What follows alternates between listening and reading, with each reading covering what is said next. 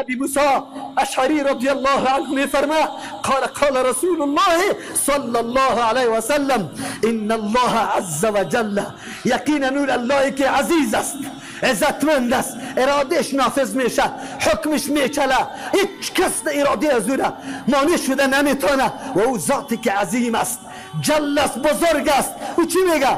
یبسط یده باللیل، دستی که لایق شان الله است میگسترانه در شب.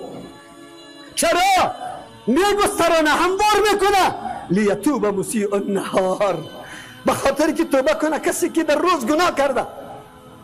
الله دست دراز میکنه به گناهگارا که توبه بکنه تا الله توبهشون قبول کنه که روز گناه کرده. و یا یبسط یده باللیل و یبسط یده بالنهار، دستی که لایق شان الله دراز میکنه در روز، لیتوب مسیء اللیل، به این خاطر که رجوع بکنه کسایی که در شب گناه کرده.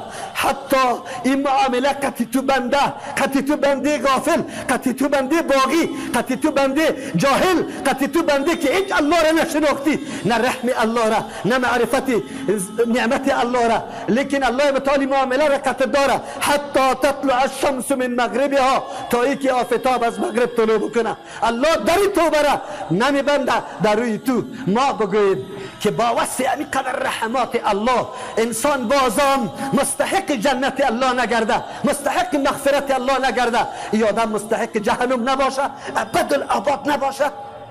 شما خود فکر بکنید. و ذاتی که برات میگه که تا آفتاب گناهایت برسه، تا آفتاب گناهایت برسه. الله اکبر.